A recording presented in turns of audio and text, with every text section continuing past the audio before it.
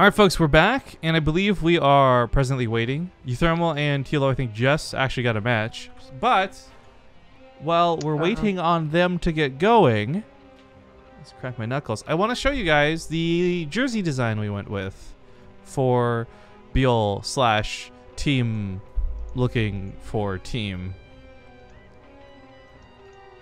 Let me move this here. Where's that email? Oh, yeah, we had that Skype group yesterday. Let me go find that one. So you guys hopefully will be able to see where we got inspiration for said shirt. Why won't this open? Can this just open? I swear to God, zombie groups. Don't blame me. I'm not your Skype. There we go. Okay. Let's screen region it now. Jesus, this took forever. Anyways, team looking for team. The jerseys are going to be pretty simple, pretty clean. They got our colors represented on them well, I feel. And there's no sponsor logos. We just want to make this is like I want to make this clear because some people were even asking on Team Liquid like, how are BaseTradeTV planning to make money on something, or how are they gonna get their ROI on this? And like, this is purely like a passion project. Consider it as like, instead of donating someone like copious amounts of money, we said like, look, dude, let's support you and have some fun while we do it. Maybe we can get some PR out of it too. Like, it's a mutual relationship for certain. But if you guys missed the big announcement, we're going to be sponsoring Beal for ideally 3 months. The first month of which he will be exclusively BaseTradeTV's. But after that month, like, we're going to be really laying in thick. The team name is literally called Looking for a Team. We want to make it clear that any player that we, like, if we continue this, we pick up other players or anything like that, we're trying to help them find better teams through advertising, because that's our jam. We're not rich, we're not millionaires, but we are good at advertising, and we get a lot of people who watch our streams. So if we can help players that don't normally stream, for example, that would be awesome. And we've already had a prospective team look into wanting Beal after we were done with him, so to speak. Which I guess you don't know about. I'm going to type you the name here. Spoilers. But it's kind of cool to know that even just like... Oh my god, that guy. That team, you mean? The point is, just the announcement of our pickup was enough to stir discussion in like a legitimate team about picking up Beal. So this would be something really cool in my eyes, where like if there's a lot of good players that we respect and we like and we keep casting all the time and we see them like perform well but they aren't getting teams, like... If this is the one small thing we can do to help them out, I would love to be able to do this to help them out. You know what I'm saying? Know what I mean? No, I mean. But okay. Wow, the color of my light just changed. Or the light in my room just changed, and now all of a sudden I have color in my face. I figured people would ask this. Can we buy BaseTradeTV jerseys? Well. Okay, so here's the caveat with this. Let's get the game started. Let's not hold them up any longer. We're ready to go with TLO and uThermal. To explain, I would love to sell them, but the jerseys are quite expensive to print. This isn't like a t-shirt on Teespring. It's like an actual jersey. And a lot of it has to do with like the arm. A lot of places don't print on sleeves. So we're going to see how these look. We ordered one for each of ourselves and one for Beal. And if they look good, what we might try and do, and what we might hypothetically do, is do like a pre-order system. So if we know, like, okay, if 100 people want these shirts, they'll cost X many dollars, which will be way more or less expensive depending on how many people want to actually buy, how many people would purchase them type thing. So I will tell you right now officially, there is no plan to sell any sort of jersey at this current moment in time, but there is the absolute very real option to later in the future. You see the pun? A Skype goat instead of a scapegoat? Skype goat. Oh my god. That's a good. I'm so proud of you. You've come so far in so long. It is the round of 8 for the Corsair Cup. We're going to do some sponsor sellouts here in a moment. But before we do, to introduce the players in the top left, the Blue Terran, Team Liquid's uThermal. In the bottom right is the Red Zerg. It is Liquid TLO. Wait a second. These guys are both on Team Liquid? This is my joke. I beat you to it. Amy Schumer, I know your hair's blonde now, but calm down. So now you have to decide how to respond to that. People are really... Okay, well, first, I'm really glad you guys like the design of the shirt. Obviously, again, we took inspiration from some of the things we love most and worked with Minnie, who is our artist, to make a good-looking shirt for it. So hopefully the jersey will come out looking well. But Gotta put that on pause because I want to talk about the sponsors for this tournament. If you guys don't know, the Corsair Cup has been running for over a year now. This is our second year going through it. We're at Season 3, Episode 2 currently. And it's all sponsored thanks to these folks over on Corsair, as well as Twitch, who, again, we didn't do like a big blowout announcement for, but if you guys don't know, we are sponsored officially by Twitch at this point, and they're giving us money each month for the monthly finals to make these cups bigger, better, and awesomer.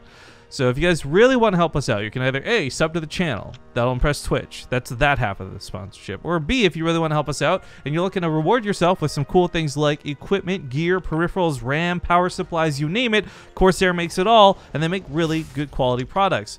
By clicking on the links down below in the stream, those are affiliate links. Those are not just random ass links. We'll get a percentage of any purchase you make from those links off the Corsair website, and it lets them know that you're actually buying stuff from BaseTradeTV, and it's not just a waste of money being flushed down the StarCraft 2 drain. Down it goes. Yeah, hashtag ad over. Really excited for this match, though. I think we expect a lot of uThermal. He had a fantastically fun series last year and this year in the map contest finals. He was heavily voted in as the most voted in player 2 to come back for those finals, and he's a fun Terran all around to watch. He's come a long way and he's quite good. The thing is, though, with TLO that I find so interesting is I really do not, and this happens a lot with the Liquid guys in general, they boot camp together, they practice together, etc. A lot of these guys don't play ZVT. They play uThermal versus TLO. They play Mana versus Snoot. You know, it's a lot more that they know each other's playstyle really well. uThermal's fully aware of TLO's ability to use Banelings, and I'm sure TLO is fully aware of uThermal's ability to use Reapers. Like, they're both going to know each other so well that we're going to get a really extra special TvZ out of it. Is it maybe going to be a 2-0? Perhaps, but it'll probably be a 2-0 in a very impressive manner. Yeah, I think that's pretty spot on. I am still like thinking that 2-0 for the uThermal, but TLO has the couple occasions where he actually plays, I think, to his fullest potential, and even looks like really dominant if he would just be just a little more consistent. There's still a finals. I was casting without you. I remember that much.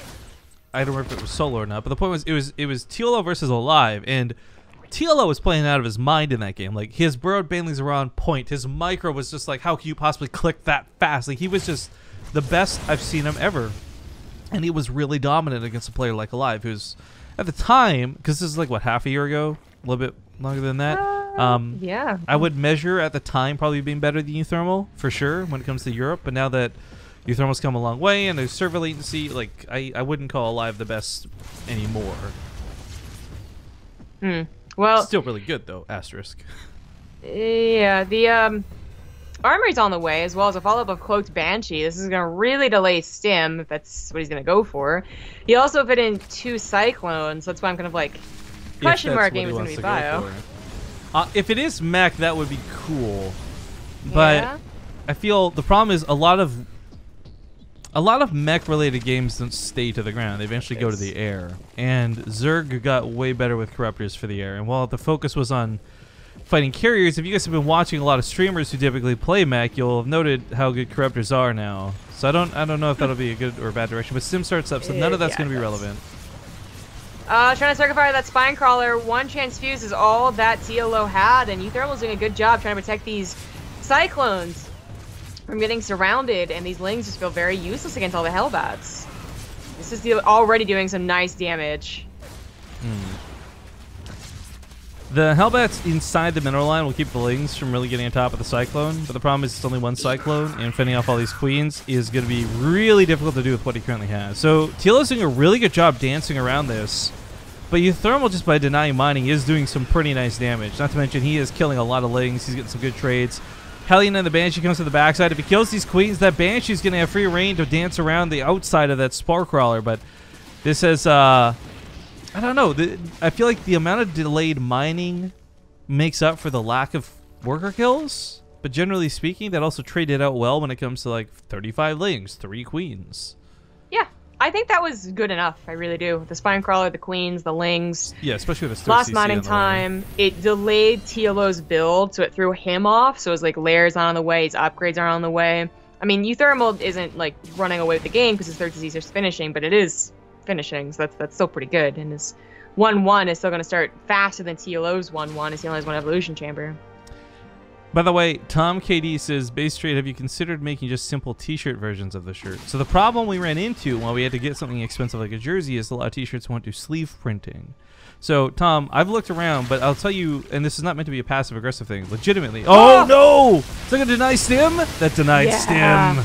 Oh, dang. That hurts. That's going to push off his timings really badly now. Sorry to finish that thought there. Tom, or anyone else, if you guys can find a t-shirt company that will print sleeves, like art on sleeves, because we looked, we couldn't find anything. I will gladly look into commissioning or setting up some sort of deal to make t-shirts with them. But as is, every place we looked into doesn't support that. Oh, okay. It's not going to catch the transfer. I missed the timing. But those banelings having killed Stim was like the most devastating thing that could have happened to uThermal, honestly. Yeah, that made it effective. The Stim timing was worse than losing like even more workers. Like you would have been better off throwing bodies of SCVs to soak the hits. Yeah, I agree. I get a Baratical for the Twitch Prime sub, by the way. Whoop whoop. I see if I'm saying that correctly. There's 2 spore crawlers here. These banshees aren't going to get far. Although apparently that's high ground vision, so it doesn't matter. Today I learned the back of honor grounds, high ground vision. There you go. Ah! Once upon a time, spore crawlers had a root speed increase. Yeah, so they are much faster than spines. Especially at a time when everyone thought it should have been the spine crawler to get the increase, but oh well. Well, I thought didn't they change it because of the Liberator, or did they make that again? There was there was a recent they changed it again. Actually, you might be right. Yeah, yeah, they might have changed it again because of the Liberator. But anyway. Liberator, speaking of, do come in. Doesn't pull away in far enough rather, so 5 drones go down. Oof, that's gonna be rough. And speaking of oof, what about Oompa? Thank you for the new sub! Loompa. Doompa D. Look at these medevacs that he did see. Good one. No, but the Overlord did get this, so he shouldn't take anything. Yeah, Ling's already in position. I like this. Some of them, yeah. Upgrades are not as far ahead for uThermal as I thought they were going to be, considering that TLO was a little late to that second evolution chamber. Maybe that was, and I just missed his first one. Either way, really not that far behind. And the stim did end up hurting. You know, there was no immediate drop that uThermal could have done with stim, but he still has his main push kind of timed out like it would be, and now it does have stim and combat shields. In all things considered, the Banshees I felt did a pretty good job of distracting TLO in terms of just getting time for that stim. Widowmine actually got a really nice shot. The positioning there behind the mineral lines, whether on purpose or by accident, was sweet. That Marauder did what it needed to do. This attack soaked a lot of banelings. He got a queen kill. Medevac maybe could have lived. Maybe could. No, that's the opposite of what I was. Yeah, the rest of his army to go to the left side, so he just not keep that medevac, I suppose. Not really worth killing 13 drones. Yeah, I don't know if that was worth. He's looking at Liberators. Not that one. You know what though? It did soak up a lot more banlings, so TLO's still going to lose out a lot in the resources here. But as he's moving towards Ultralisks, and this is a fast Ultralisk cavern, especially compared to things like upgrades, he doesn't really have a lot of banlings. He can't afford to make a lot of banlings. Like, the more banlings he makes now, the less he's going to be able to afford even a single Ultralisk later. There's a serious army issue, banlings are not. There's also a serious larva issue, which is resulting in the army issue. If he had 30 larva right now, and 30 more lings, 60 more lings, I guess. Like that's a lot different. But this is just gonna be uThermal's game. Kind of a anticlimactic game, I guess. Well, there's a lot of cool things that led up to this game going the way it did, though. I mean, the Sim Deny was big, the Banshee drop counter was cool, but yeah, uThermal will eventually just have run away with the game. And I think a lot of that, like some of that comes down to the initial attack. TLO was distracted, he lost mining, and that can compile very quickly and butterfly effect out, I guess. But generally speaking, a lot of what uThermal did that game was like a lot of distraction tactics. And I feel, had he not had those 2 Banshees, or had that attack and clean up sooner, that 3rd base would have never gone down. He wouldn't have been able to macro the way he did, and that couldn't... Like, there's a lot of what-ifs, obviously, but it's just cool watching the ways he ran away with that game. We're not so obvious, like, oh, there's 3 Widow Mine hits that just killed the army. It's all over now. Like, that was just real subtle, good macro. Abyssal is going to be the next map. Man, I keep thinking back to when Nate was telling me, like, this map's going to be vetoed all the time. And now I'm like, I kind of hate this map. I see it all the time, always. God. Damn it. I can't believe he said that. I mean, I was like hesitant for the map because it was so much to think about that it kind of made me frustrated and that I didn't want to think that much. But now that I've seen other pros, like, you know, expand the way they do or attack the way they do in their compositions, and I know what to do on the map, I really like this map. I see why it's chosen all the time. I know TLO loves this map, so it's no surprise that they chose it. I think it's certainly given us some very interesting games. Don't get me wrong, I'm making silly jokes. This is hardly like overgrowth in terms of like overdone, but it's astounding to me because I figured between the map saturation, the actual graphics on it, like there are actually a lot of reasons why you would think nobody would want to play this map. But the one that always gets me is this is a map with a lot of chokes, but unlike Belshire, it doesn't seem to bother people as much. It's a very interesting anomaly, and I wish somebody would do like a map study on it or something, right? Like, yeah, TLO or Snake would be a good guy to do that. Yeah, I also was concerned about the chokes for Zerg specifically, especially like those who try to go fast ultras. But I think it balances out with how many counterattack avenues and wraparound opportunities you get on a map with so many different angles and pathways. It's a fun map. Well, we're getting into game number 2 in this best of 3 in the round of 8. In the bottom right, he's currently down a game. It's going to be the Red Zerg player. Team Liquid's TLO.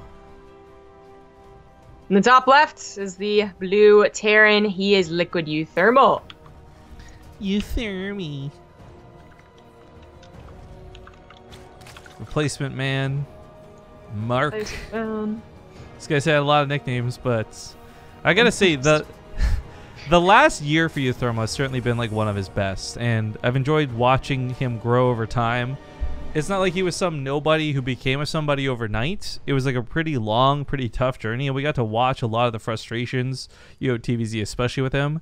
So a game like what we just saw with him and TLO, I find extra cool because it to me this is a guy we've been watching for so long, and I know a year ago in that same matchup, the same players, the same, like, he would have had a much more difficult time. So it's cool watching him be able to do macros so well and play a game on point to where it looks easy against a player like TLO.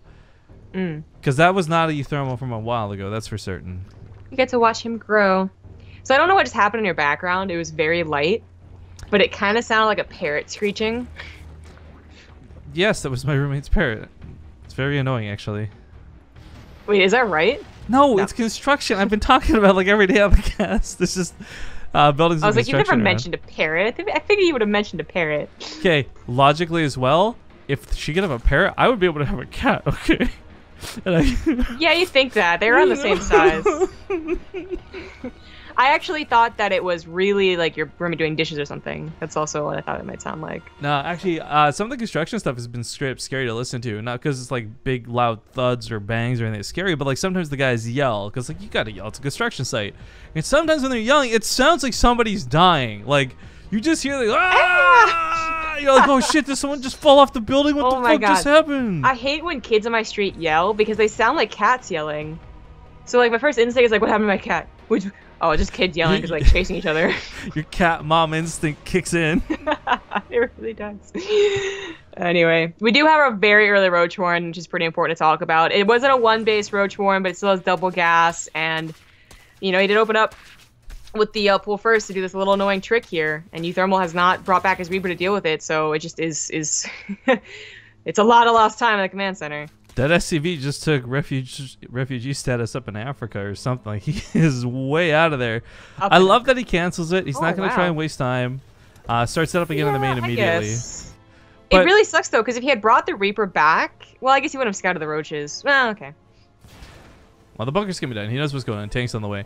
I was just gonna mention though, this was smart out of TLO. Not the roaches. That's like whatever his own device and plan. But uThermal's going for Reaper, and he likes to be aggressive, not passive with his Reapers. So that was pretty smart to get around it, get that SCV, and of course shut down the command center. Had that finished, would that be an orbital now? That'd be lifting, coming back to the main. But this is still an attack that I feel is more on TLO than it is uThermal. As long as uThermal doesn't do anything stupid, he doesn't get out of position, he doesn't put the tank in a bad spot, and remembers to repair, bunker and a tank should hold. He might not even have to repair. He does have to be more careful with this tank. He's actually going to use it on siege. I guess that's why he feels confident with it. That's a pretty dangerous thing to do. Once it sieges, as long as it's out of range of the Ravagers, it would help defend against this, but he just lets the Ravagers up. On siege, though, didn't work out so bad. He just pop out of the bunker to chase these Ravagers down. It's a little bit tough to do, but this is almost relieving in a way. Now the tank's going to pop out, and he will clean this up, and he catches us with the SCVs, micros the SCVs back, and he kills the Ravagers. Well, it's a different way to take this on, but it was an effective way. 6 SCVs, even with the delayed command center, I don't think it's quite enough. Yeah, I think if this had stayed on one base, this would have been more than enough damage, and uThermal would be in a lot of trouble. But as you guys can see, he quickly salvages the bunker. I think he knows that any sort of fault... Hello. What? Okay, well, on. I said any kind of follow-up. I should say any kind of army follow-up, to be more specific. There's no problems here at the end of the day. Tank set up, he's good to go. Marines are looking for overlords to kill, and he's going to catch one. This will be really nice, actually. Done. I don't know if this is a supply block TLO, but this will be really annoying to lose, for sure. Plus, it'll strip away vision. It takes a player who's defended this attack a lot to know how safe that is, really, to do. There's, they're not going to have speed already on the, already finished, rather, while doing that attack, and they're not going to be building roaches running around the map, either. Whether you've been watching someone like Nathanius or Innovation or any of the Terran streamers who stream, you'll actually see this Roach Ravager attack a lot. And what's so silly about it, both good and bad, I guess, is that it seems to be the best way to deal with it is to just scout it early enough to prepare. And once you're prepared, it's not a problem. Referencing back those Nation War finals, right? But this is something, as you said, a lot of experience means you also know how to follow this up exactly and precisely, and I think that's where this comes down to. You're hit with this a lot in the ladder. I'm sure it's not just those specific streamers I mentioned. I think everybody who's probably laddering has to fight this rather frequently. So this is probably very, I'd say, comfortable territory even, I would argue, for uThermal. Yeah. And that's why it is so important that his Reaper did not pull back for the command center. If it was just an early pull and the Roach Warren had not been put down, then that's probably not that great for uThermal to play that command center like that. These tanks go down, but the Queens also died, so while they distract in the back, Marines try and kill the drones. Spinecrawler was a bit of a surprise and ended up saving him. Yeah, that was not a bad Spinecrawler at all. And that wasn't a bad break, but uThermal, I mean, the tanks are expensive, sure, but it wasn't that much more of a commitment. He already has a 3rd CC on the way. He's getting his upgrade. I guess his upgrades are pretty far behind. He's getting stim is what I meant, but he's also getting his engineering base just now. I'm surprised TLO went so quickly in the upgrades. He delayed his 3rd base to get 1-1 super quick in the grand scheme of things. The overload goes down. This base will not go down. That would be a terribly big surprise. TLO is trying to counter with Ravagers. Ooh, that subtle Marine micro. Let's get goosebumps watching that. These Roaches and Ravagers are going to the left. They figured the supply depots aren't there yet, and he'd be right, but there is a Liberator and a tank, so I don't think this is enough. No, especially considering you need about, what, is it 3 Ravager shots for a Liberator? Yeah. I guess 2 for a tank, too, but the point is 3 at the end of the day. Plays pretty safe. Wants to keep his Liberator alive more than he wants to, I guess, kill the Roaches, so... hopefully TLO doesn't think he has now an even extended lead on the upgrades. He still has a full upgrade ahead, right? But those weren't the real engineering base. I'm sorry, I love this in chat. Who's this? Loa Games, give him credit here. It says, wait, is losing just a creative way of winning? Oh, buddy, that's like some rude. That's like if we were doing a roast of TLO, that would be the perfect line, actually. Can't wait to have people start roasting each other in esports. I think roasts are hilarious. There's one done a little while ago with a lot of the famous at the time Twitch streamers, I don't know which of them are still around. It was like Ezekiel and a couple others. And it was hilarious, and I enjoyed it. I don't know if they have people write for them or if they did it themselves, but I think a good roast in good taste is some of the best kind of comedy. Like the Bob Saget one was great. It's so much fun watching that. I've watched some roasts, but not a lot. Well, then you get awkward as hell roasts that are like people taking shots, trying to disguise it as a joke, and you're like, that was really awkward to watch. That was uncomfortable. Yeah. This is just not a big enough army. Sim is even done. So, this is awkward. Yeah, he holds this off well. I mean, TLO is thinking another base behind this. It's not like he's all in and I giving up and I'm not going to try playing, but this is all in terms of like army's got to break uThermal, and I think the bio alone without the tank support will be enough. He runs in and focuses down the Ravagers, big part of TLO's army, and that's going to be everything he had for that attack. Yeah, that's what I was scared of happening specifically. But even if he had retreated with most of his Ravagers, his army is getting worse and worse as time goes on because he doesn't have that much of economy to use the numbers game with Roaches and Ravagers, which is usually what makes them win. And he also upgraded his Lings instead of his Missile, which is kind of awkward too, because he had really no Lings with that after the first tank volley. Although speaking of now, I guess they do get on top of the tanks, so somewhat useful. But still, tanks will do a job cleaning it up. And even though TLO is gonna have 5 bases before this cancel, he's been stuck at 50-ish drones this entire time. So it's not like he'd really be making good use of it. I just realized the most useless fact about TLO. That if you spell Pult backwards, it starts with TLO. That is a very useless fact. Thanks, Twitch chat. I'm gonna that's one of those things where I'm gonna forget my password, but I'll remember that till I die.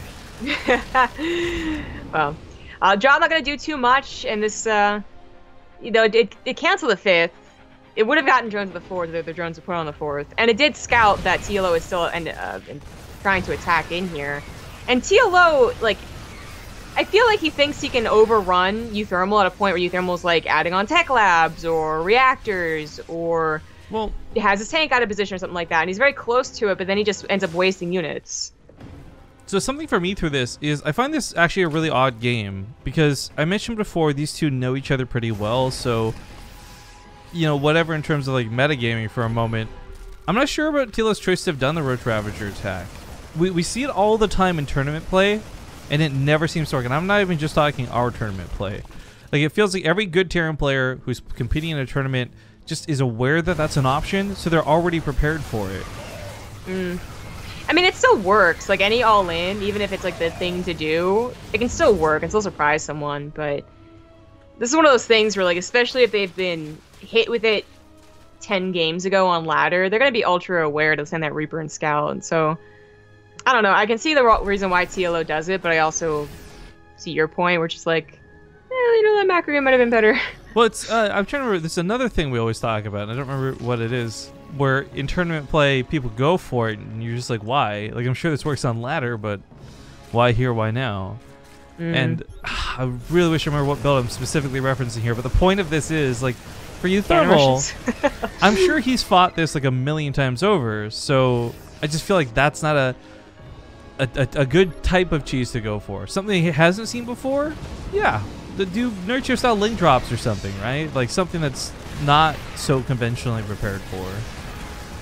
I mean, don't get me wrong, I'm not faulting TLO. I think he handled this as well as he could. uThermal just knew what to do and he defended the game. So it looks silly as a result.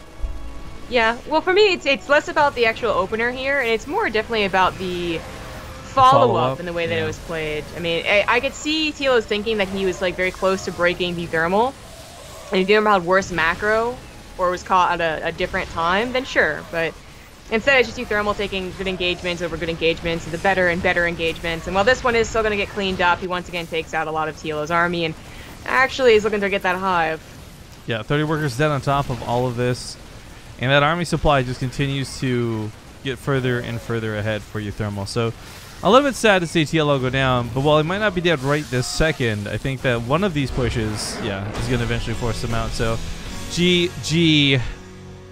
uThermal will advance on to the semifinals, where he will play against either Snoot or Namshar, who, if you guys did not see, those two recently played in the Go for StarCraft finals earlier this week. And I believe it was actually Namshar who won over Snoot.